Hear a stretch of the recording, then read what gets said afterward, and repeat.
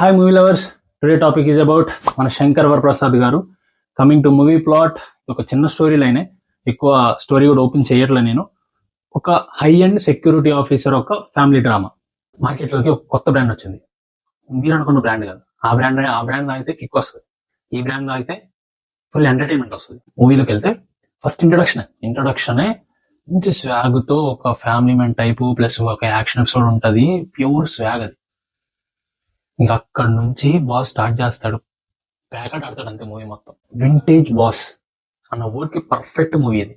Screen play కూడా చాలా బాగుంటుంది, ఫన్ రైజ్ అయింది. అండ్ కొన్ని సీక్వెన్సెస్ లో ఫస్ట్ హాఫ్ కొన్ని సీక్వెన్సెస్ లో ఎమోషన్ సీన్స్ ఉంటాయి.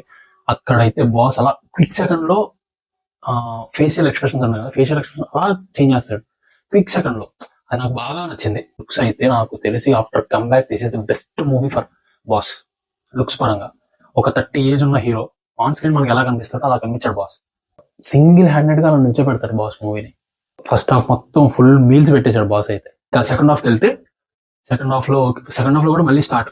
ఇంటర్వెల్ అయిపోద్ది, ఇంటర్వెల్ బ్యాంక్ ఉంటుంది. ఇంటర్వెల్ అయిపోయిన తర్వాత మళ్ళీ స్టార్ట్ చేస్తాడు బాస్. ఒక high point Venky sir entry.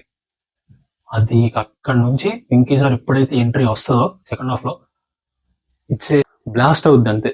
నీ కార్లో, నీ వెనక సీట్ లో మీ ఫ్యామిలీని ఎక్కించుకొని దగ్గరలో ఉన్న థియేటర్కి వెళ్ళి ఒక 3 hours ఫుల్ ఎంటర్టైన్మెంట్ అయింది family. That's it. Thank you. Bye bye.